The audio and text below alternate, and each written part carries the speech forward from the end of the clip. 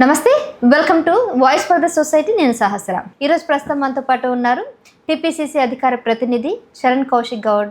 ఆయనతో ఈ విషయాలన్నీ మాట్లాడుతూ, అలాగే సీట్ల పెంపకం విషయం మీద, జిహెచ్ఎంసీ ఎన్నికల మీద కాంగ్రెస్ ఏ విధంగా ముందుకు వెళ్ళబోతుంది అనే దాని మీద కూడా డిస్కస్ చేద్దాం.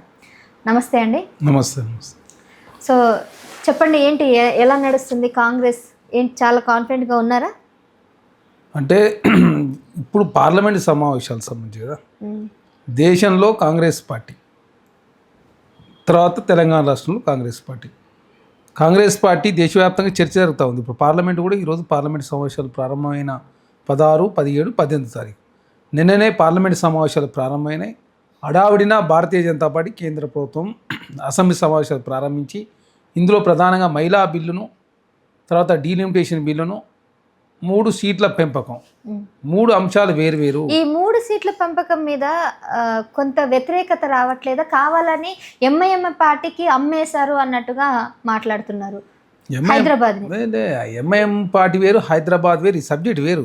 మీరు చెప్పిన అంశాలన్నీ కూడా 3 సబ్జెక్టులు 3 వేరుగా.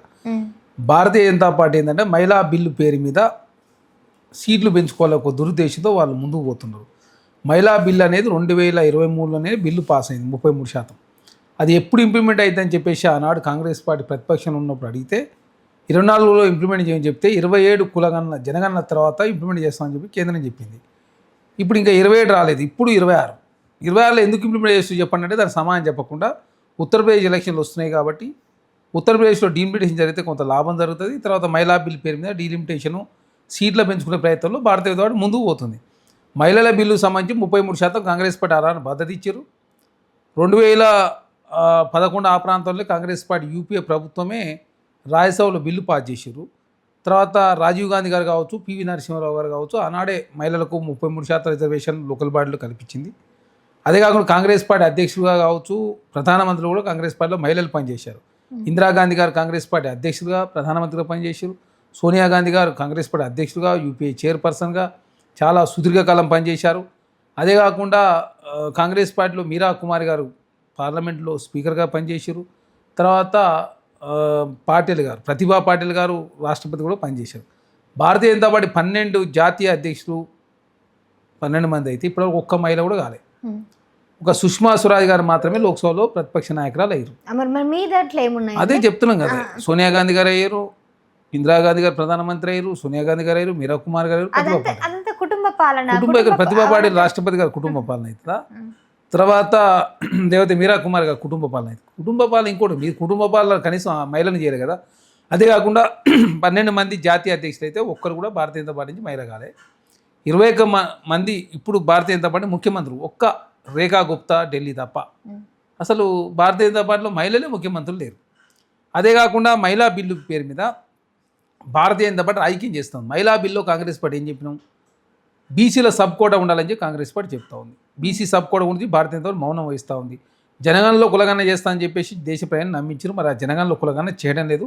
మన గెజిట్లో ఓబీసీ అనే అంశమే చేర్చలేదు. అదే కాకుండా ఇక్కడ చాలా స్పష్టంగా కాంగ్రెస్ పార్టీ మీ మహిళా బిల్లుకు అనుకూలం, అది కూడా 24 నుంచి చేయమని చెప్తే చేయకుండా ఇప్పుడు హడావిడినే చేస్తూ ఉన్నారు. కాబట్టి కొత్త కులగణన లెక్కలు వచ్చిన తర్వాత చేస్తే బాగుంటుందని చెప్పేసి కాంగ్రెస్ పార్టీ చెప్తా ఉంది. అయినా కాంగ్రెస్ పార్టీ మహిళా బిల్లుకు వ్యతిరేకంగా చెప్పే ప్రయత్నంలో భారతీయ జనతా పార్టీ ముందుకు పోతా ఉంది. కాబట్టి ఇది చాలా స్పష్టం, కాంగ్రెస్ పార్టీ మహిళా బిల్లుకు అనుకూలం. అదే కాకుండా డీలిమిటేషన్ కూడా కాంగ్రెస్ పార్టీ అనుకూలం. డీలిమిటేషన్ అంటే ఏంది, బౌండరీలు మార్చడం మాత్రం, సీట్లు పెంచరు కానీ బౌండరీలు మార్చుతారు. అది 2009 ముందు తెలంగాణ రాష్ట్రంలో కూడా ఆంధ్ర రాష్ట్రంలో ఆనాడు డీలిమిటేషన్ చేశారు. సీట్లు పెరగలే. ఈ రాష్ట్రంలో సీట్లు ఒక్కాంచి అడ్జస్ట్మెంట్ అయిన తప్ప సీట్లు పెరగలేదు. ఉన్న సీట్లు ఉన్నట్టే ఉండి బౌండరీస్ మాత్రం మార్చి దాన్ని డీలిమిటేషన్. ఇప్పుడు అస్సాంలో చేసింది డీలిమిటేషన్ కేంద్ర ప్రభుత్వం భారతీయ జనతా పార్టీ. 30 నియోజకవర్గాల్లో ముస్లిం ప్రాబల్యం ఉంటుంది. దాన్ని 33 నియోజకవర్గాల్లో ముస్లింలు ఎవరికి ఇస్తే ఆ పార్టీ గెలుస్తుంది. కాబట్టి దాన్ని ఏం చేశారు, ముస్లింలకు సంబంధించిన జనాభా ఉన్నటువంటి ప్రాంతాలను వేరే ప్రాంతాలు కలిపి అది 10 నియోజకవర్గాలు కుదించి రాజకీయంగా లబ్ధి చేసుకునేటట్టు భారతీయ జనతా పార్టీ చేసింది. తర్వాత జమ్మూ కాశ్మీర్లో డీలిమిటేషన్ చేశారు. జమ్మూలో కావచ్చు, కాశ్మీర్లో, జమ్మూలో 6 సీట్లు పెరిగిన, కాశ్మీర్లో 1 సీటు పెరిగింది. మొదటిసారి SC/ST రిజర్వేషన్ కూడా అక్కడ తీసుకొచ్చారు. అది కూడా రాజకీయ స్వప్రాయంగా వాడుకున్నారు. తెలంగాణ ఆంధ్ర రాష్ట్రానికి సంబంధించి విభజన చట్టంలో ఉన్నది డీలిమిటేషన్ చేయాలని. డీలిమిటేషన్ చేయకుండా 10 సంవత్సరాల నుంచి భారతీయ జనతా పార్టీ ఇక్కడ లేదు కాబట్టి డీలిమిటేషన్ చేయలేదు. అంటే 40 ఏళ్ల ప్రకారం 40 ఏళ్ళకు ఒకసారి ఖచ్చితంగా డీలిమిటేషన్ చేయాలని రాజ్యాంగ ప్రకారమే ఇచ్చారు. సో మరి జనాభా ప్రాతిపదన దానికి తగ్గట్టుగానే డీలిమిటేషన్ అయితే జరుగుతూ ఉంటుంది. సో మరి దక్షిణాదికి చేసిన అదే ఉంటుంది, లేదంటే ఉత్తరాది చేసిన అలానే ఉంటుంది. మరి ఎందుకు పర్టికులర్గా రేవంత్ రెడ్డి డీలిమిటేషన్ అనేది దక్షిణాదికి అన్యాయం జరుగుతుందనే ఒక స్టేట్మెంట్ ఎందుకు ఇచ్చారు? డీలిమిటేషన్ అనేది 20 సంవత్సరాలకు ఒకసారి జరుగుతుంది.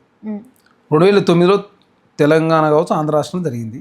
2029లో ఇప్పుడు చేసేది కూడా 29 వచ్చే ఎలక్షన్ 29లో జరుగుతుంది. అయితే ఇక్కడ ఏంటంటే సౌత్ ఇండియా సంబంధించి కాంగ్రెస్ పార్టీ చెప్పేది 129 స్థానాలు ఉన్నాయి సౌత్ ఇండియాలో. ఆంధ్ర, తెలంగాణ, కేరళ, కర్ణాటక, పాండిచ్చేరి ఈ రాష్ట్రాలు ఉన్నాయి. 129 స్థానాలు ఉన్నాయి. ఇప్పుడు కేంద్ర ప్రభుత్వం ఏం చెప్తా ఉంది, అన్ని రాష్ట్రాలకు 50% పెంచుతున్నాం, దీని ద్వారా ఎవరికి నష్టం జరగదని చెప్పి నరేంద్ర మోడీ గారు చెప్తా ఉన్నారు. అమిత్ షా గారికి అదే చెప్తుండ్రు. మేమేమంటున్నాం అంటే సపోజ్ కేరళలో 20 స్థానాలు ఉన్నాయి ఎంపీ స్థానాలు, ఆ 20 కాస్త 50% పెంచుతుంటే 10 పెరుగుతాయి, అంటే 30 అవుతున్నాయి. అదే ఉత్తరప్రదేశ్లో 80 ఉన్నాయి, 80 కాస్త 50% 40 పెరుగుతుంది, 120 అవుతుంది. 80 ఉన్నప్పుడు ఉత్తరప్రదేశ్లో 80 ఉండి కేరళలో 20 ఉంటే వ్యత్యాసం ఎంత మధ్యలో 60 ఉన్నది. 20కి 80 మధ్యలో 60 వ్యత్యాసం ఉంది. ఈ 80 కాస్త 120, ఇది 30 నాడు మధ్య వ్యత్యాసం ఎంత అవుతుంది, 90 అవుతుంది. 60 ఉండాల్సిన వ్యత్యాసం 90 ఎందుకు అవుతుంది, 30 సీట్ల సంగతి ఏందని కాంగ్రెస్ పార్టీ అడుగుతుంది. దానికి సమాధానం చెప్తలేదు. ఇప్పుడు సౌత్ ఇండియా ప్రాతినిధ్యం 24% పైచిలుకుంది, అది 20% తక్కువ అవుతుంది. ఒక తండ్రికి 2 కొడుకులు ఉన్నారనుకోండి, పెద్ద కొడుకు సంవత్సరానికి 2 కోట్ల రూపాయలు సంపాదిస్తూ చిన్న కొడుకు 1 కోటి రూపాయలు సంపాదిస్తుంటే తండ్రి ఏం చేయమంటారు వచ్చేటే, మీ ఇద్దరికి ఎవరైతే సంపాదిస్తున్న ఆదాయం ఆధారంగా 50% మీకు ఇద్దరికి ఇచ్చి న్యాయం చేస్తున్నా అన్నాడు అనుకోండి. పెద్ద కొడుకు 2 కోట్లు అంటే 50% 1 కోటి రూపాయలు, చిన్న కొడుకు 1 కోటి అంటే 50 లక్షలు వస్తాయి కదా. మేము అదే అంటున్నాం, 80 ఉన్నప్పుడు వ్యత్యాసం 60 ఉంటే 120 అయినప్పుడు 90 అవుతుంది. ఈ 30 సీట్ల సంగతి ఏంది, ఇది ప్రధానంగా నష్టం కదా సౌత్ ఇండియా కానీ కాంగ్రెస్ పార్టీ అడుగుతా ఉంది. దానికి నరేంద్ర మోడీ గారు ఏమంటారు, 50% అన్ని రాష్ట్రాలు న్యాయం చేస్తున్నాం కాబట్టి అసలు తెలంగాణకు, ఆంధ్రకు, సౌత్కి నష్టం ఎక్కడదని వారు మాట్లాడతారు. దీని మహిళా బిల్లు పేరు మీద ఈ డీలిమిటేషన్ బిల్లు కావచ్చు, అదే సీట్ల పెంపు అంశాన్ని నెగ్గించుకునే ప్రయత్నంలో భారతీయ జనతా పార్టీ ముందుకు పోతుంది. కాబట్టి దీన్ని కాంగ్రెస్ పార్టీ వ్యతిరేకిస్తాం. అదే కాకుండా మేము 1970లో కుటుంబ నియంత్రణ ఫాలో కావడం, అదే కాకుండా తెలుగు రాష్ట్రాలకు సంబంధించిన కావచ్చు ప్రధానంగా జనాభా నియంత్రణ రావడంతో ఈ సీట్లకు సంబంధించినటువంటి అంశం విషయంలో సీట్లు తగ్గుతూ ఉన్నాయి. కాబట్టి కాంగ్రెస్ పార్టీ ఏం చెప్తుందంటే, ఇక్కడ చాలా స్పష్టంగా తెలంగాణ ముఖ్యమంత్రి రేవంత్ రెడ్డి గారు చెప్పింది హైబ్రిడ్ విధానం. హైబ్రిడ్ అంటే 50 పెరిగే సీట్లలో 50% జిఎస్డిపి ఆధారంగా నిర్ణయించండి, ఇంకొక 50% అదేవిధంగా జనాభా లెక్కల ఆధారంగా నిర్ణయిస్తే ఎవరు నష్టం అని జరగదని చెప్పి కాంగ్రెస్ పార్టీ కోరుతుంది. రెండో డిమాండ్ ఏం పెట్టినాం, ఇంకో 20 సంవత్సరాలు, ఆనాడు ఇందిరాగాంధీ గారు 20 సంవత్సరాలు పోస్ట్ పోన్ చేశారు, వాజ్పేయి గారు 2001లో 20 సంవత్సరాలు పోస్ట్ పోన్ చేశారు, మరొక 20 సంవత్సరాలు పోస్ట్ పోన్ చేయండి రెండో డిమాండ్. మూడో డిమాండ్ ఏం చెప్తా ఉన్నాం, ఎంపీ సీట్లు పెంచకుండా ఎమ్మెల్యే సీట్లు పెంచండి. ఎంపీ సీట్లతోటి దేశంలో చట్టాలు చేయాల్సింది, ఎంపీ సీట్లతోటి వాళ్ళు ఉన్న వాళ్ళు చట్టాలు చేస్తారు. ఎమ్మెల్యే అనేవారు ప్రజలకు సమస్యలు తీర్చేది వాళ్ళే కాబట్టి ఎమ్మెల్యే సీట్లు పెంచండి, ఎంపీ సీట్లు ఉన్నది ఫ్రీ చేయండి అని ఇంకో 20 సంవత్సరాలు కాంగ్రెస్ పార్టీ చెప్తా ఉంది. అసలు దేనికి ఒప్పుకోకుండా మేము 50% పెంచుతాం, 50% పెంచితే ఎవరు నష్టం జరుగుతుందని ఎట్లా. బీహార్ అంటే బీమార్ రాష్ట్రం, బీమార్ అంటే బిఏ అంటే బీహార్, ఎంఏ అంటే మధ్యప్రదేశ్, రాజస్థాన్, ఉత్తరప్రదేశ్, బీమార్ రాష్ట్రాల్లో ప్రధానంగా సీట్లు పెరుగుతా ఉన్నాయి విపరీతంగా. ఆ 4 రాష్ట్రాలు ఎవరు ఉన్నారు ఇప్పుడు బీహార్లో? ఇప్పుడు దక్షిణాదిలో సీట్లు పెంచారు, సీట్లు పెంచుతున్నారు కరెక్టే. అది ఫస్ట్ నుంచి జనాభా లెక్కల ఆధారంగా పెంచారు కాబట్టి ఆనాడు లెక్కల ఆధారంగా ఉత్తరప్రదేశ్ ఎక్కువైంది, ఆనాడు లెక్కల ఆధారంగా తెలంగాణ తక్కువైంది, ఆంధ్ర తక్కువైంది. కాబట్టి ఇప్పుడు 50% పెంచడంతో గ్యాప్ పెరుగుతుంది. మేమేమంటున్నాం, 80 ఉన్నప్పుడు కేరళలో 20 ఉన్నప్పుడు మధ్యలో ఎంత ఉంది, 60 గ్యాప్ ఉంది. ఇప్పుడు 80 కాస్త 120 అయినప్పుడు 90 గ్యాప్ వస్తుంది కదా. 30 సీట్ల సంగతి ఏందని అడుగుతున్నాం. ఆ 30 సీట్లు మీ అక్కడ ఎక్కువ ఉంటున్నాయి, ఇక్కడ దాన్ని 60 సీట్లు అప్పుడేం చేయాలి, మరి ఆ రేషియో వచ్చే విధంగా, ఆ పర్సెంట్ వచ్చే విధంగా సౌత్ ఇండియా న్యాయం చేయని చెప్తా ఉన్నాం. అంటే ఇప్పుడు మీకు 50% కాకుండా మీకు ఎక్కువ పర్సెంటేజ్, ఎక్కువ 30% అని మీరు నేను అట్టంటలే. మేము ఏమంటున్నా అంటే 24% ఉంది ఇప్పుడు, 24% సౌత్ ఇండియా. పెరిగిన సీట్లలో కూడా 24 అట్నే ఉండాలి, అది 20 అవుతుంది. ఎన్ని 543 సీట్లలో 24% ఉన్నప్పుడు 850 సీట్లలో కూడా మా పాట 24% ఉండాలని చెప్పి కాంగ్రెస్ పార్టీ కోరుతుంది. దానికి 3-4 మెథడ్లు మేము ఇచ్చినాం. ఏ మెథడ్ ఫాలోగా మేము బుల్లోజ్ చేసి బిల్లులు పాస్ చేసుకుంటాం, మేము మహిళా పేరు మీద బిల్లులు పాస్ చేసుకుంటాం, డీలిమిటేషన్ పేరు మీద బిల్లులు పాస్ చేసుకుంటాం, మా ఇష్టం వచ్చినట్టు చేస్తాం.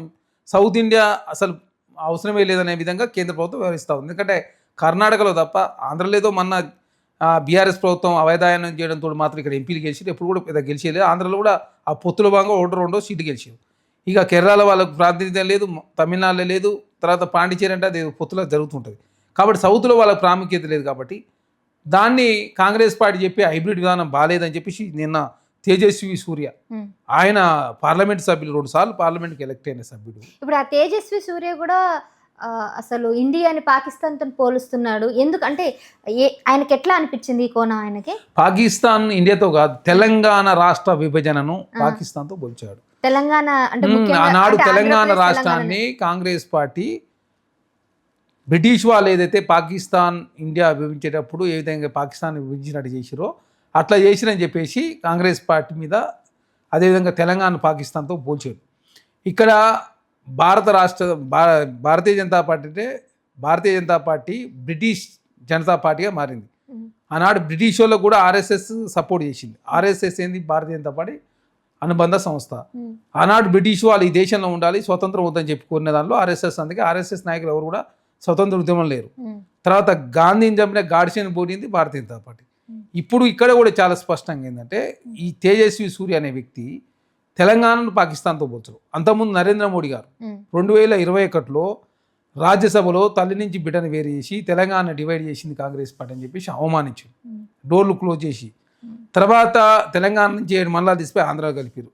తర్వాత ఐటీఆర్ ప్రాజెక్టు తీసేసారు. అదే కాకుండా తెలంగాణ రాష్ట్ర విభజన హామీలు పరిష్కరించలే, బయ్యారం స్టీల్ కంపెనీ లాంటి ప్రాజెక్టులే రాలే, జాతీయ హోదా ఇవ్వలేదు.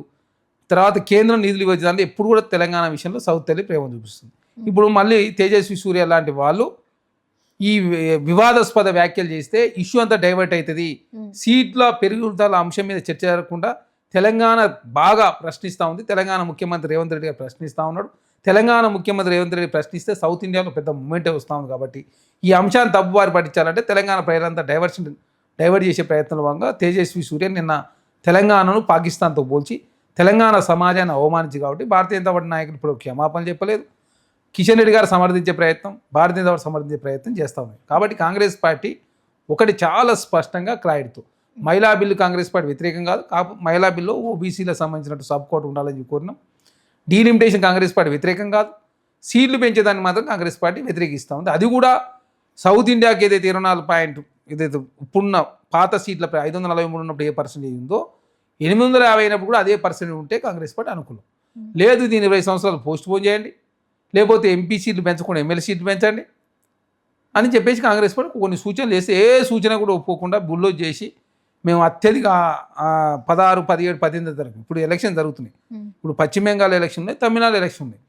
ఈ హడావిడిన బిల్లు పాస్ చేసుకునే ప్రయత్నంలో భారతీయ జనతా పార్టీ ముందు పోదు. ఎందుకు? ఈ తమిళనాడు ఎన్నికలలో విషయంలో కూడా బీజేపీ విజయ్కి కలిసి ఒప్పందాలు కూడా కుదుర్చుకుందని కూడా తెలుస్తుంది. అంటే కాంగ్రెస్ మీద కొద్దిగా భయంతోనే ఇలాంటి ఒప్పందాల కోసం వెళ్ళిందంటారా?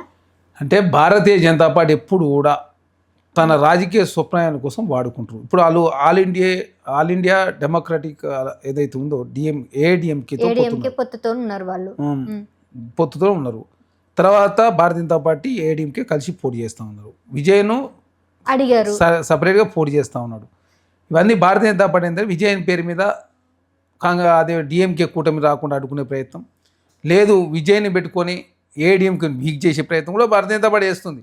ఆ వీక్ చేసి ఇప్పుడు అధికారం రాకుండా నెక్స్ట్ అన్న అక్కడ గ్యాప్లో మనం రావాలని చెప్పి భారతీయ జనతా పార్టీ దురుద్దేశం. ఇప్పటివరకు భారతీయ జనతా పార్టీతో పొత్తు పెట్టుకుని ఏ పార్టీ కూడా దేశాన్ని మిగలలేదు. పంజాబ్లో అకాల్తో పొత్తు పెట్టుకుని ఆ పార్టీ ఖతమైపోయింది. హర్యానాలో జననాయక జనతా పార్టీతో పొత్తు ఆ పార్టీ ఖతమైపోయింది. మెహబూబా ముక్తి జమ్మూ కాశ్మీర్ పొత్తు పెట్టుకున్నాం, ఎమ్మెల్యే సీట్లు 3 మాత్రం వచ్చినాయి. తర్వాత ఆర్జేడీ పొత్తు పెట్టుకోలేదు దేశంలో, ఎస్పీ పార్టీ పొత్తు పెట్టుకుంది, బీఎస్పీ పొత్తు పెట్టుకుని ఆగమైపోయారు. తర్వాత మన దేవేగౌడ పార్టీ ఏది కర్ణాటకలో పొత్తు వాళ్ళు ఖతమైపోయారు. ఉద్ధవ్ థాక్రే కావచ్చు పొత్తు పెట్టుకుని వాళ్ళని ఏం చేసారు చూసారు. ఎందుకంటే 2గా చీల్చారు శివసేనని. ఎన్సీపీని పొత్తు పెట్టుకుంటే ఎన్సీపీని 2గా చీల్చారు. ఇప్పుడు ఏక్నాథ్ షిండే కావచ్చు, శరద్ పవార్ గారు సంబంధించినట్టు అజిత్ పవార్ గారు చనిపోయారు. అజిత్ పవార్ గారి భార్య డిప్యూటీ సీఎం అయింది. వాళ్ళ పార్టీ పరిస్థితి అట్నే ఉన్నది. దేశంలో ఏ రాష్ట్రంలో చెక్ చేసుకోండి, భారతీయ జనతా పార్టీతో పొత్తు పెట్టుకున్న ఏ పార్టీ కూడా ఈ దేశంలో మనగడ కొనసాగించలేదు. అది భవిష్యత్తులో అది టీడీపీ కూడా అదే వర్తిస్తుంది, లేకపోతే ఏడీఎంకేనే అదే వర్తిస్తుంది. తర్వాత ఏ పార్టీతో పొత్తు పెట్టుకున్నా ఆ పార్టీ మీలకుండా ఆ పార్టీ ప్లేస్లోకి భారతీయ జనతా వచ్చే ప్రయత్నం చేసింది. బీహార్లో జేడీతో పొత్తు పెట్టుకుంటే ఇప్పుడు ఏకంగా నితీష్ కుమార్ గారిని ముఖ్యమంత్రి కుర్చీ దించేసారు. అంతకుముందు చిరక్ పాస్వాన్ ఎల్జేపీ లోక్ జనతా పార్టీకి సంబంధించి వాళ్ళ పరిస్థితి అట్టయింది. షరక్ పాస్వాన్ని పశుపత్ పాస్వాన్తో లొంగ తీసుకునే ప్రయత్నం చేశారు. తర్వాత చిరక్ పాస్వాన్ పెట్టుకొని నితీష్ కుమార్ గారు లొంగ తీసుకోరు. ఇప్పుడు చిరక్ పాస్వాన్ పెట్టుకొని పశుపత్ పాస్వాన్ కూడా ఆగం చేసిన పరిస్థితి మనం చూసినాం.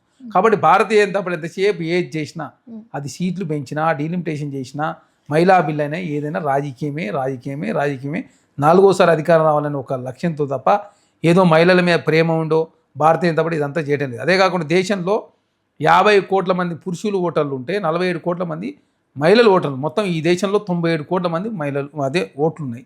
అందులో మహిళలు 47 కోట్లు. కాబట్టి మహిళల ఓట్లు ఎట్లయినా ఆకర్షించాలి, 4వసారి ప్రధానమంత్రి కావాలని. అందుకే ఈ రోజు మహిళా బిల్లు కోసం అంతగానం పాటుపడుతున్నారు.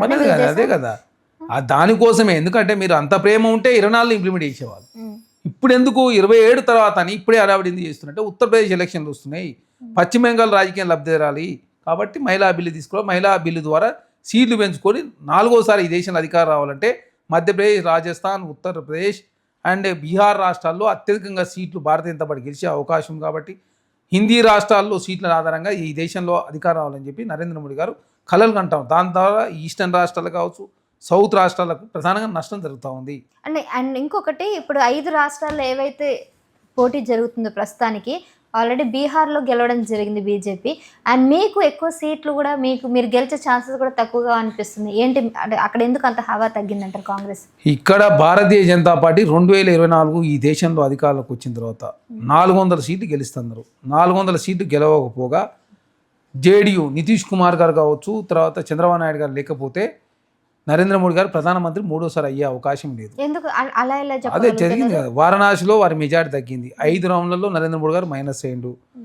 తర్వాత రామమందిరం కట్టినటువంటి ఫజియాబాద్లో భారతీయ జనతా పార్టీ ఓడిపోయింది.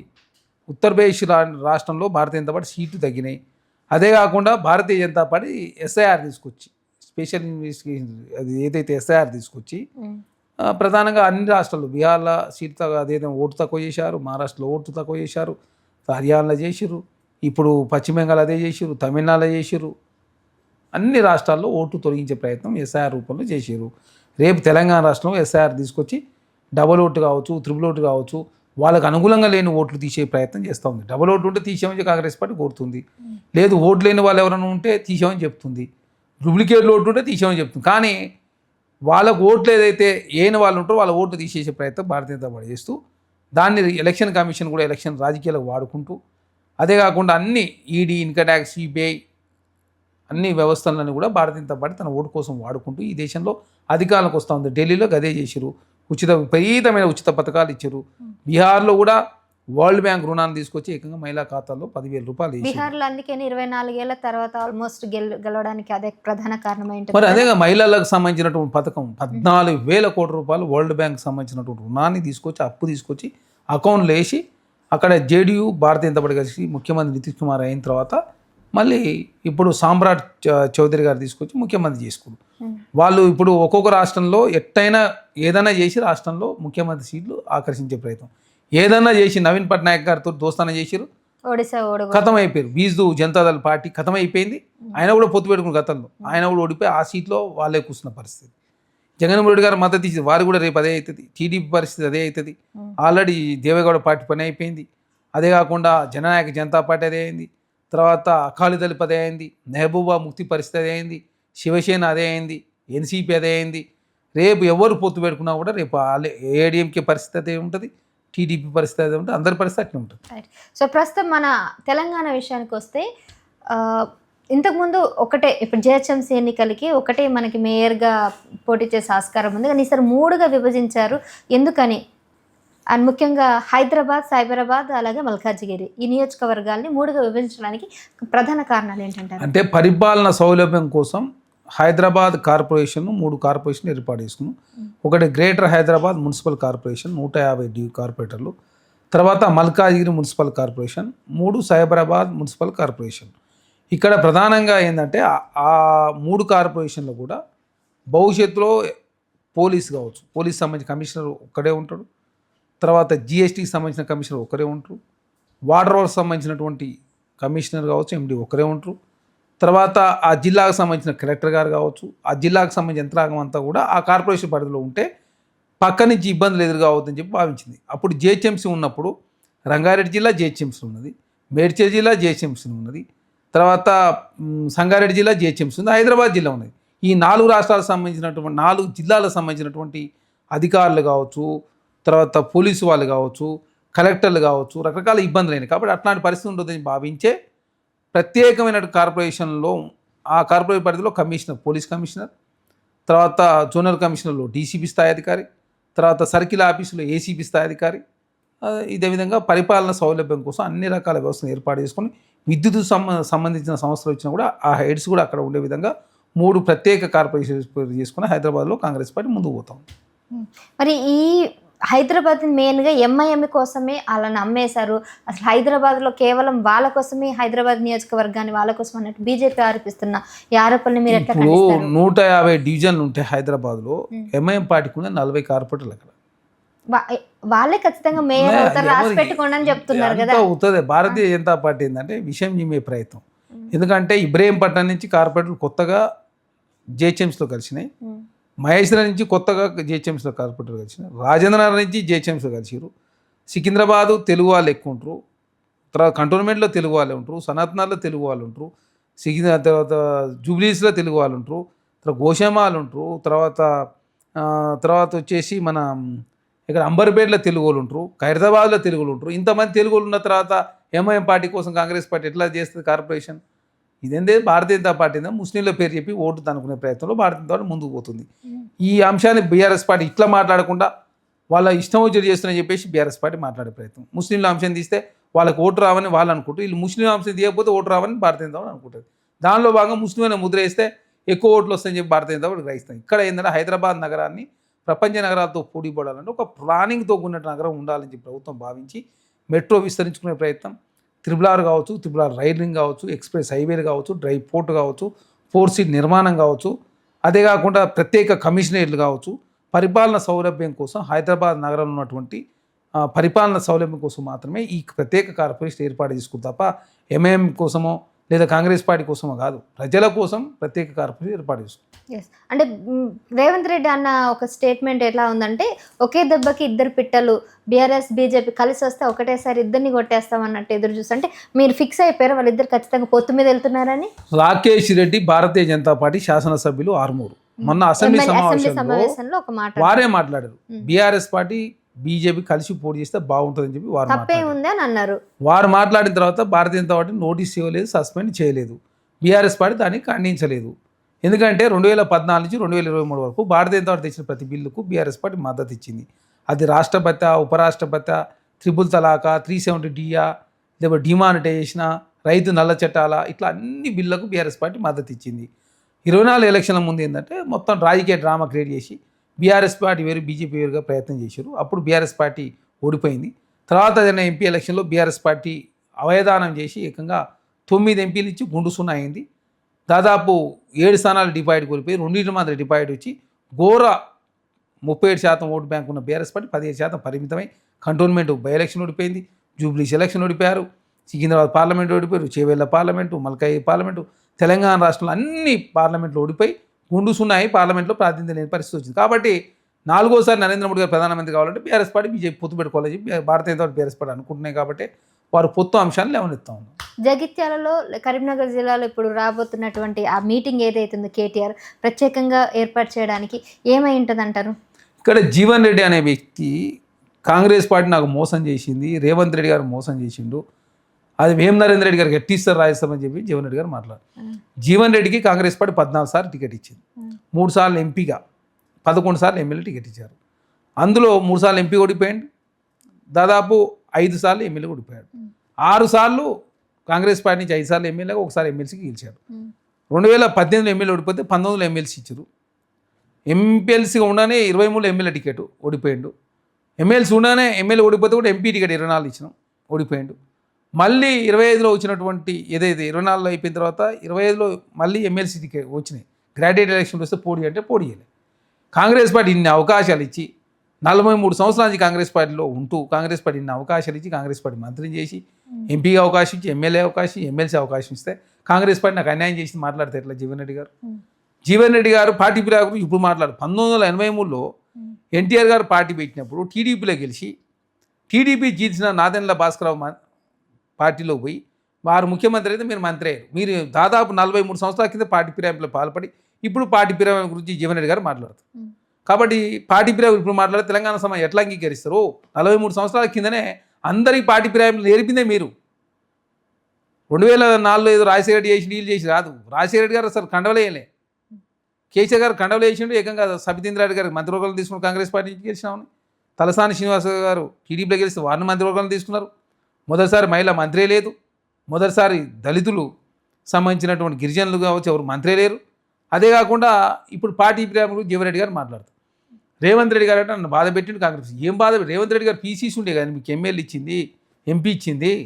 వేం నరేంద్ర గారు రాజ్యసభ పెట్టినారు. వేం నరేంద్ర గారు 2016లో కాంగ్రెస్ పార్టీకి వస్తే 18లో ఎమ్మెల్యే టికెట్ ఇవ్వలేకపోయినాం, 23లో ఎమ్మెల్యే టికెట్ ఇవ్వలేకపోయినాం. 10 సంవత్సరాలు కాంగ్రెస్ పార్టీ పనిచేస్తే రాజ్యసభ ఇచ్చిరు. ఆయన రాజకీయ స్వార్థం కోసం పార్టీ మారాడు. ఆయనకు పదవి కావాలి. కాంగ్రెస్ పార్టీలో పదవి ఇయర్ అయిపోయింది ఆయన కోట. ఎందుకంటే ఎమ్మెల్సీ ఎమ్మెల్యే ఎంపీ ఇచ్చినాం అయిపోయింది. నెక్స్ట్ డిసెంబర్లో 2020లో ఎమ్మెల్యే కోటాలో ఎమ్మెల్సీలు 6 రాబోతున్నాయి. అందులో బీఆర్ఎస్ పార్టీకి ఒక ఎమ్మెల్సీ వస్తుంది. ఆయన ఎమ్మెల్సీ కావాలి అని ఒక లక్ష్యంతో ముందుకు పోతుంది. కాంగ్రెస్ పార్టీలో అవకాశం లేదు. ఎందుకంటే ఎమ్మెల్యే ఓడిపోయిన ఏ నాయకుడికి కూడా ఎంపీ ఇవ్వలే. కానీ జీవన్ రెడ్డి గారికి ఎమ్మెల్యే ఓడిపోతే ఎంపీ ఇచ్చారు. ఆయన చెప్పిన వరకే జిల్లా అధ్యక్షుడు. ఆయన చెప్తే కొంతమంది నాయకులకు ఎమ్మెల్యే టికెట్లు. ఆయన చెప్తే చాలామంది తర్వాత వాళ్ళ మరదల్ని మున్సిపల్ చైర్మన్ చేసుకున్నాడు. వాళ్ళ ఇంట్లో 3-4 పదవులు ఉన్నాయి. ఇప్పుడు వాళ్ళ కోడల్ని జగిత్యాల ఎమ్మెల్యే చేసుకోవాలి, తనకు ఎమ్మెల్సీ కావాలి. కాబట్టి బీఆర్ఎస్ పార్టీ సేఫ్ అని చెప్పి వారు భావించి బీఆర్ఎస్ పార్టీలోకి పోతున్నాడు. ఆయన పోయిన వల్ల కాంగ్రెస్ పార్టీకి వచ్చిన నష్టం లేదు. జగిత్యాలలో 40 సంవత్సరాల నుంచి రెండో నాయకుడే లేదు. ఏ రెండో నాయకుడు తయారు చేయలే. కనీసం పీసీసీ స్థాయి పదవి కూడా ఇప్పని పరిస్థితిలో ఉన్నాడు జీవన్ రెడ్డి గారు.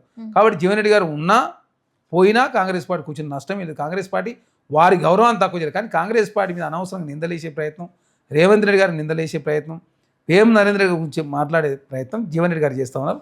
నీకు తగదని చెప్పి కాంగ్రెస్ పార్టీ చెప్తా ఉంది. ఎందుకంటే వి హనుమంతరావు గారికి 2018లో టికెట్ ఇవ్వలేదు, 2023 ఇవ్వలేదు, ఇప్పుడు కూడా ఏమీ ఇవ్వలేదు. అయినా కాంగ్రెస్ పార్టీ ఉంది. ఇప్పుడు నేను 20 సంవత్సరాలు కాంగ్రెస్ పార్టీ మరి మాకు కూడా ఏమీ ఇవ్వలేదు. మేము కాంగ్రెస్ పార్టీ లేమా? అంటే మీరు మీకు పార్టీలో పదవి రాకపోయినా కూడా మీరు సంతృప్తిగా ఉన్నారు. మరి ఏమవుతుంది? పదవులు వస్తాయి పోతే ఏముంది? అది ఎమ్మెల్యే ఎమ్మెల్సీ అనేది పదవులేనా? మీరు ఇంత వర్క్ చేస్తున్నారు పార్టీ కోసం, మీకు ఎందుకు ఇంపార్టెన్స్ ఇవ్వట్లేదు? మనం అడిగేది ఎమ్మెల్సీ అడిగినాం అనుకో, ఎప్పుడు అడుగుతాం ఎమ్మెల్సీ ఇవ్వలేకపోవచ్చు ప్రత్యేక పరిస్థితుల్లో. ఇచ్చినప్పుడు ఇస్తారు. అయినా పదవి వస్తే పోయేది 6 సంవత్సరాలు 5 సంవత్సరాలు ఉంటే ఏమవుతుంది పదవి? అంటే మీకు ఎప్పుడు పదవులు ఉంటే ఉంటా, పదవి లేకపోతే పోతా. అంటే మీ అట్లాంటి జగిత్యాల ప్రజలు ఏమనుకోవాలి? మరి జగిత్యాల ఎంతమంది నాయకులు మీరు ఆగం చేశారు? కోరుట్లలో రత్నాకరరావు గారి కుటుంబంలో ఎవరినన్నా ఎమ్మెల్యే కానిచ్చినావు? ఆ నరసింహరావు గారిని ఎంత ఇబ్బంది పెట్టినావు? అంటే నీ ఆధిపత్యం ఉండాలి. నేను చెప్పినట్టు వింటే నరసింహరావు గెలవని ఇస్తా, లేకపోతే టికెట్ ఇవ్వని ఇస్తా, లేకపోతే ఓడిపోవాలి, లేకపోతే టికెట్ ఇవ్వను.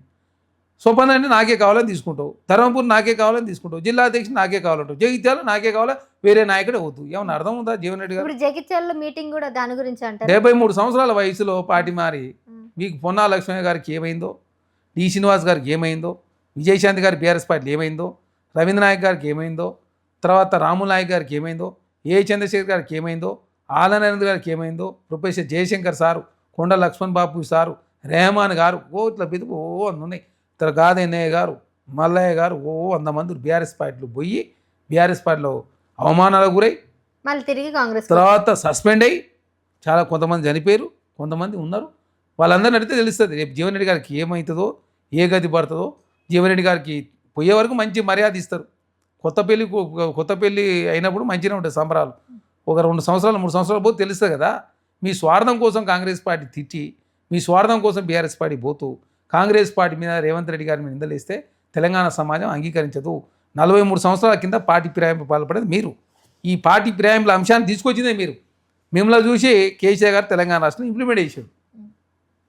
కాబట్టి బీఆర్ఎస్ పార్టీ జీవన్ రెడ్డి గారు పోతే కాంగ్రెస్ పార్టీకి వచ్చిన నష్టం. అందు గురించేనా మీరు బీఆర్ఎస్ నుంచి బయటకు వచ్చినటువంటి కవితని దగ్గరకు తీసుకోవడానికి ప్రయత్నం చేస్తారు? కల్వకుంట్ల కవితకు కాంగ్రెస్ పార్టీ సంబంధం లేదు. ఆమె ప్రత్యేక పార్టీ పెట్టుకోబోతా ఉంది. ఆమె ఏకంగా తెలంగాణ రాష్ట్ర సమితి అనే పేరే మాకు వస్తుందని ఆమె అంటున్నది. కేటీఆర్ ఏమో బీఆర్ఎస్ పార్టీ టీఆర్ఎస్ పార్టీ మారుదని ఆయన అంటున్నాడు. అదేవిధంగా ఏదైతే ఎలక్షన్ కమిషన్ నిబంధన 6 సంవత్సరాలు ఫ్రీజింగ్ అనేది టైం అయిపోయింది కాబట్టి ఎవరైనా తీసుకోవచ్చు అని చెప్పి చర్చ జరుగుతూ ఉంది. మరి ఆ పార్టీ పేరు ఆమె తీసుకుంటే మరి గుర్తు అయితే అదే ఉంటుంది. ఆ గుర్తు బోల్లో గుర్తు వస్తుందని చెప్పి బీఆర్ఎస్ పార్టీ కలవరం స్టార్ట్ అయింది. అంటే ఇప్పుడు టీఆర్ఎస్గా కవిత ముందుకు రాబోతుంది. కల్వకుంట్ల కవిత గారు చెప్పే ప్రశ్నలకు సంధించే ప్రశ్నలకి బీఆర్ఎస్ పార్టీ సమాధానం చెప్తలే. BRS party, BJP, Kalvakuntla Kavitha గారు అందరు కలిసి వచ్చినా కాంగ్రెస్ పార్టీకి వచ్చిన నష్టం లేదు. కల్వకుంట్ల కవిత గారు పార్టీ పెడితే ఎవరు నష్టం అవుతుంది? వాళ్ళకి నష్టం అయింది, మాకేం నష్టం, ఆమెతో మాకేం సంబంధం? మీరు ఇచ్చిన హామీలే ఇంకా ఎవరికి అందలేవు, దాని మీద ప్రజలు మీకు మళ్ళీ తిరిగి ఓటేస్తారని మీరే నమ్మకంతో మేము ఒరిగేదేం లేదంటున్నారు కదా. సర్పంచ్ ఎలక్షన్లో అత్యధికంగా సర్పంచ్ గెలిచినాం, మున్సిపల్ ఎలక్షన్లో గెలిచినాం, బై ఎలక్షన్లో గెలిచినాం, జూబ్లీస్ గెలిచినాం, మరి కంట్రోల్ జిహెచ్ఎంసీ ఎన్నికలు ఎందుకు డిలే చేయడానికి కారణాలు లేవు. దీనికి ఒక ప్రత్యేక, ఎందుకంటే హైదరాబాద్ నగరానికి సంబంధించి డీలిమిటేషన్ మొన్నటి జరిగింది, డెవలప్మెంట్ వర్క్స్ అన్ని జరుగుతూ ఉన్నాయి. ఇప్పుడు ఎండాకాలం వచ్చింది, ఎప్పుడు ఎలక్షన్ పెట్టాలని కాంగ్రెస్ పార్టీ కాదు కదా, దానికి ఒక వ్యవస్థ ఉంటుంది, దాని ప్రకారం ముందుకు పోతారు. ఎప్పుడు ఎలక్షన్ 3 కార్పొరేషన్లు కాంగ్రెస్ పార్టీ గెలవబోతా ఉంది. తెలంగాణ రాష్ట్రంలో జమిలీ ఎలక్షన్లు వచ్చినా, జనరల్ ఎలక్షన్ వచ్చినా కాంగ్రెస్ పార్టీ రెండోసారి అధికారంలోకి వస్తుంది. 10 సంవత్సరాలు కేసీఆర్, 10 సంవత్సరాలు కాంగ్రెస్ పార్టీ 2004 నుంచి 2014 వరకు ఉంది. అంతకుముందు 99 నుంచి 2004 వరకు చంద్రబాబు నాయుడు గారు 94 నుంచి ఉన్నారు. కాబట్టి కాంగ్రెస్ పార్టీ 10 సంవత్సరాలు ఉంటుంది. హైదరాబాద్ను అగ్రగామి నిలిచే ప్రయత్నంలో కాంగ్రెస్ పార్టీ ముందుకు పోతా ఉంది. ఇప్పటికే తెలంగాణ రాష్ట్ర కాంగ్రెస్ పార్టీ వచ్చిన తర్వాత సన్న బియ్యం ఏ రాష్ట్రంలో ఇస్తారు, 10,000 కోట్ల రూపాయలు ఖర్చు పెడతా ఉన్నాం. అదే కాకుండా ఉచిత బస్సు ప్రయాణం 300 కోట్ల మంది మహిళలు ప్రయాణం చేసి 10,000 కోట్ల రూపాయలు ఖర్చు పెట్టినాం. రుణమాఫీ 21,000 కోట్ల రూపాయలు చేసినాం. 76,000 ఉద్యోగాలు ఇచ్చినాం. తెలంగాణ రాష్ట్రంలో ఉచిత కరెంట్ కావచ్చు, తర్వాత బోనస్ కావచ్చు, 500 రూపాయలకు గ్యాస్ సిలిండర్ కావచ్చు, 200 ఉచిత కరెంట్ కావచ్చు, ఇందిరా మెయిన్లు ప్రతి నియోజకవర్గానికి 3,500. రైతులకి ఇప్పటి వరకు వాళ్ళకి రుణమాఫీ ఇంకా సరిగ్గా జరగలేదని వాళ్ళు ఇంకా ఆరోపిస్తూనే ఉన్నారు. ఇప్పుడు రైతులు ఏ పథకమైనా అందరికి రాదు. ఇప్పుడు రేషన్ కార్డులు అందరికీ ఇవ్వరు, సన్న బియ్యం కూడా అందరికి రావు. దానిలో భాగంగా ఎవరైతే ఎలిజిబిలిటీ ఉన్న వారు కాంగ్రెస్ పార్టీ రుణమాఫీ చేసింది. 2 లక్షల వరకు చేస్తానని చేశారు. 2 లక్షల పైగా ఉన్న వారు టెక్నికల్ ప్రాబ్లమ్స్తో అయిపోయింది, అక్కడ వరకు అయిపోయింది. కాంగ్రెస్ పార్టీ రుణమాఫీ చేసిన వాటి జరిగినట్టే కదా. ఇప్పుడు ఒక్క పథకం ద్వారా అది కాకపోతే ఇంకోటి వస్తుంది. ఇప్పుడు బోనస్ అందరికి వస్తుంది బోనస్.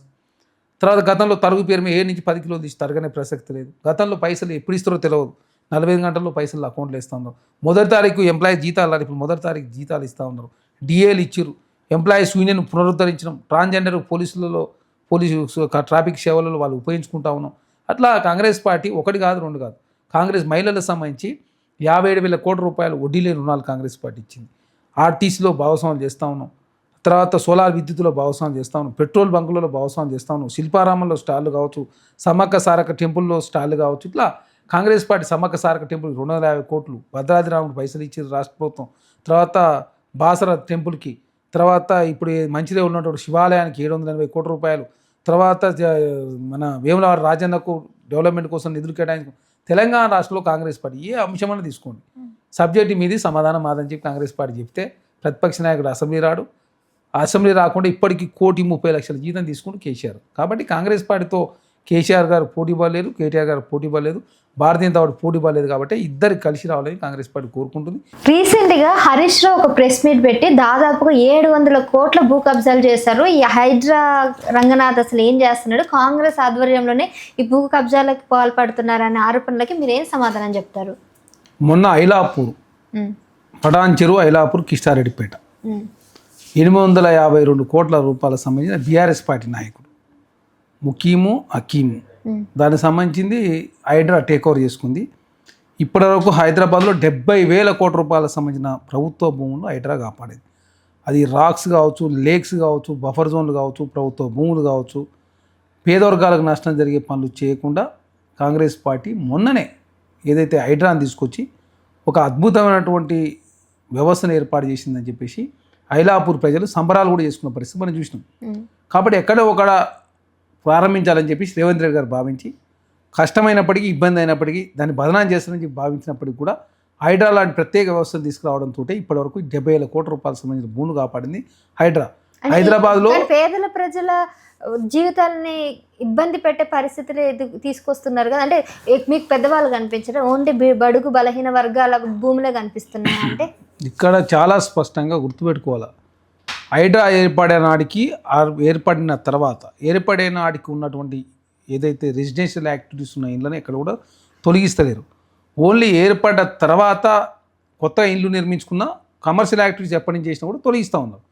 సేవా కార్యక్రమాలు ఎక్కడ చేసినా కూడా వాటి తొలగిస్తలేరు. కాబట్టి హైడ్రా ద్వారా చాలా అద్భుతమైన ఫలితాలు అని చెప్పి ప్రజలు ప్రశంసిస్తూ ఉన్నారు. దానిలో భాగంగా హైదరాబాద్లో కాంగ్రెస్ పార్టీ వచ్చిన తర్వాత నల్ల చెరువు కానీ మొదలు పెడితే మీరాలం చెరువు కావచ్చు, చాలా చెరువులను కూడా సుందరీకరణ జరుగుతూ ఉంది. హైదరాబాద్ మహానగరంలో పార్కులను, ప్రభుత్వ భూములను, బఫర్ జోన్లను, చెరువులు రక్షించే ప్రయత్నంలో హైడ్రా ముందుకు పోతుందని చెప్పేసి ప్రజలే హర్షాతిరేకలు వ్యక్తం చేస్తూ ఉన్నారు. ఇక బీఆర్ఎస్ పార్టీ ఏంటంటే వాళ్ళ నాయకులకు సంబంధించిన భూములు పోతున్నాయి కాబట్టి వాళ్ళు కాంగ్రెస్ పార్టీ మీద ఏదో విషయం చెప్పే ప్రయత్నం చేస్తూ ఉన్నారు. హరీష్ రావు గారు మొయినాబాద్లో 111 ఫామ్ హౌస్ నిర్మించుకుంటే కరెక్ట్. కేటీఆర్ గారు జన్వాడలో అదేవిధంగా పిరంగినాల మీద ఫామ్ హౌస్ నిర్మించుకుంటే కరెక్ట్. శంకర్పల్లిలో కలవకుంట్ల కవిత 111 ఫామ్ హౌస్ నిర్మించుకుంటే కరెక్ట్. అదే కాకుండా సంతోష్ రావు వారు ఒట్టినాలపల్లిలో ఫామ్ హౌస్, బీఆర్ఎస్ పార్టీకి సంబంధించిన నాయకులందరికీ ఫామ్ హౌస్లు 111 ఉన్నాయి. అదే కాకుండా మొన్న పైలట్ రోహిత్ రెడ్డి చూసారు కదా మొయినాబాద్లో డ్రగ్ మరి పార్టీ. ఇప్పుడు పటాన్ చెరువు వీళ్ళంతా ఎమ్మెల్యేలు అడుగు పెడితే కింద అంతా నీరే ఉన్నాయి, మరి వాళ్ళ ఇల్లులు ఏమైనాయి, వాళ్ళ ఇల్లులు ఎందుకు తీసుకోవట్లేదు? లేలే, ఇక్కడ చాలా స్పష్టంగా వాల్టా చట్టం 2002 చంద్రబాబు నాయుడు గారు తెచ్చారు. తర్వాత బఫర్ జోన్లు కావచ్చు అన్నీ కూడా ఇప్పుడు కాంగ్రెస్ పార్టీ వచ్చిన తర్వాత తెచ్చినాయి కావచ్చు. చట్టాన్ని లోపడే కాంగ్రెస్ పార్టీ పనిచేస్తూ ఉంది. దానిలో భాగంగా కాంగ్రెస్ పార్టీ మంచి పేరు రావద్దు కాదు, ఏదో విమర్శ చేసే ప్రయత్నమే. ఇక్కడ తన మన అనే భేదం లేదు. ఎంఐఎం పార్టీ కార్పొరేటర్లు భూములు తీసుకున్నారు. ఎంఐఎం పార్టీ ఒక అతను ఇంకొక కాలేజ్ మొత్తం ఉంది కదా, దాన్ని కూలుస్తాం చెప్పింది హైడ్రా క్లారిటీ ఇచ్చింది కదా. హైడ్రా చెప్పింది ఏం చెప్పారు, అక్కడ మొత్తం మహిళలకు సంబంధించి 10,000 మంది మహిళలు పేద వర్గాలకు సంబంధించిన వాళ్ళు చదువుతారు, ఉచితంగా చదువు చెప్తా ఉంది కాబట్టి మానవీయ కోణంలో ఆలోచించి హైడ్రా తొలగిస్తలేమని చెప్పి రంగనాథ్ గారు చెప్పారు. ఇక్కడ అట్లా మల్లారెడ్డి కాలేజెస్ మరి ఉన్నాయిగా, అలానే ఉన్నాయి అవి కూడా. మల్లారెడ్డి ఉన్నారు, బలరాజరెడ్డి ఉన్నది, తర్వాత మరి రాజశేఖర గారు ఉన్నది, 111 మన విబిఐటి కాలేజ్ విద్యాజ్యోతి ఇన్స్టిట్యూట్ మన పల్లరాజరెడ్డి విజయఐటి విద్యాజ్యోతి ఇన్స్టిట్యూట్ విజయఐటి ఉన్నది. తర్వాత కేటీఆర్ గారు బంధువు అయినటువంటి Joginipalli Bhaskararao institute of technology ఉన్నది, జేబీఐటి ఉన్నది. అదే కాకుండా ప్రతిమా శ్రీనివాసరావు ఆర్ఎంసీ ప్లాంట్ ఉంది 111. కాబట్టి రాజకీయ కోణంలో కాంగ్రెస్ పార్టీ ఆలోచిస్తలేదు. రాజకీయ కుట్ర కోణం తావు లేకుండా ఖచ్చితంగా ప్రజలకు ఇబ్బంది అయితే తొలగించే ప్రయత్నమే కాంగ్రెస్ పార్టీ చేస్తూ ఉంది. రాజకీయంగా రివెంజ్ తీసుకోవాలంటే ఇవన్నీ ఏవి కూడా ఉండవు. కాబట్టి అనవసరంగా కాంగ్రెస్ పార్టీ మంచి చేస్తుంటే చెడు ఆపాదించే ప్రయత్నం వీళ్ళు చేస్తూ ఉన్నారు. ఏదేమైనప్పుడు కూడా కాంగ్రెస్ పార్టీ ఏదైతే హైడ్రాని తీసుకొచ్చారో హైడ్రా ద్వారా అద్భుతమైన ఫలితాలు వస్తున్నాయని చెప్పేసి ప్రజలు ప్రశంసిస్తూ ఉన్నారు. కాంగ్రెస్ పార్టీ తీసుకొచ్చిన విధానంలో హైడ్రా ఒక అద్భుతమైన విధానం అని చెప్పేసి దేశవ్యాప్తంగా కూడా మంచి పేరు ప్రతిష్ట వస్తూ ఉన్నారు. ఇళ్ళ విషయం గురించి డబుల్ బిల్లులు కేసీఆర్ కట్టిస్తే దాన్ని మీరు పంచుకొని మీరు చేస్తున్నట్టుగా బిల్లు పీయడానికి మీకేం హక్కు ఉందని అంటే ఏం చెప్తారు? ఇక్కడ బీఆర్ఎస్ పార్టీ 7 లక్షలు కట్టిస్తున్నారు. వాళ్ళు కట్టింది అంతా 70,000. 7 లక్షలు ఎక్కడ, 70,000 ఎక్కడ? తర్వాత కాంగ్రెస్ పార్టీ వచ్చిన తర్వాత ప్రతి నియోజకవర్గం ఇందిరా మిల్లు 3,500, ఎస్సీ ఎస్టీలకు 6 లక్షలు, బీసీ ఓస్లకు 5 లక్షల రూపాయలు. ఏ ఇంటికి పోయినా ఇందిరా మిల్లు కనపడుతున్నాయి. ఇందిరా మిల్లు మేము ఎక్కడ కట్టినామో అక్కడ ఓట్లు అడుగుతాం మేము. మీరు డబుల్ బెడ్రూమ్ ఎక్కడైనా అక్కడ ఓట్లు అడగండి అని చెప్తే అప్పుడు పారిపోయింది హరీష్ రావు గారు, కేటీఆర్ గారు. 70,000 డబుల్ బెడ్రూమ్ కట్టి నువ్వు అవి పూర్తి చేయకుండా పోతే కాంగ్రెస్ పార్టీ వచ్చిన తర్వాత అవి కూడా పూర్తి చేసే ప్రయత్నం చేస్తాను. నిజమైన పేద వర్గాలకు అందించే ప్రయత్నం. అదే కాకుండా మూసిని పునరుద్ధరింపజేసే కార్యక్రమంలో గర్భంలో కావచ్చు ఉన్న ఇండ్లకు డబుల్ బెడ్రూమ్ కాంగ్రెస్ ప్రభుత్వం ఇస్తూ ఉంది. ప్లేస్ రీప్లేస్మెంట్ కూడా ఇస్తూ ఉంది. టీడీఆర్ బాండ్లు ఇస్తూ ఉన్నారు, పైసలు కూడా ఇస్తూ ఉన్నారు. అదే కాకుండా ఏదైతే ప్యారడైజ్ నుంచి షామీర్పేట వరకు కూడా ఏదైతే హైవే నిర్మిస్తూ ఉన్నామో 4 లైన్ల రోడ్డు కావచ్చు, 6 లైన్ల రోడ్డు సంబంధించి ప్రతి గజానికి 90,000 రూపాయలు రాష్ట్ర ప్రభుత్వం ఇస్తూ ఉంది. కాబట్టి పేద వర్గాలకు సంబంధించిన నష్టం చేసే పనులు కాంగ్రెస్ పార్టీ ఎక్కడే చేయడం లేదు. అదే అనవసరంగా బీఆర్ఎస్ ప్రభుత్వంలో పేద వర్గాలకు నష్టం జరిగింది. భూములు గుంజుకుంది వాళ్ళు, ధరని పేరు మీద ప్రభుత్వం భూములు కావచ్చు, ప్రైవేట్ వ్యక్తుల భూములు దోసుకుంది వాళ్ళు.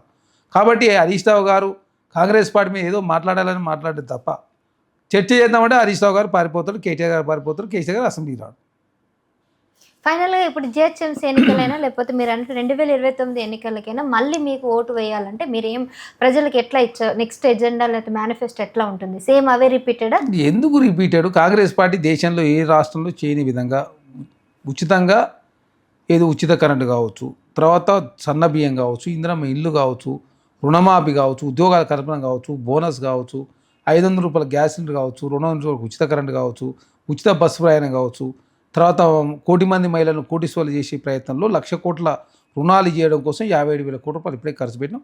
ఇంకా కొన్ని పథకాలు ఉన్నాయి, అవన్నీ కూడా ఇంప్లిమెంట్ చేసే ప్రయత్నం చేస్తాం. ఆరోగ్యశ్రీ 5 లక్షలు 10 లక్షలు చేసినాం. తర్వాత కేసీఆర్ గారు 1,20,000 కోట్ల రూపాయల కాంట్రాక్టులు పెండింగ్ పెడిపోతే అవన్నీ తీర్చే ప్రయత్నం చేస్తా ఉన్నాం.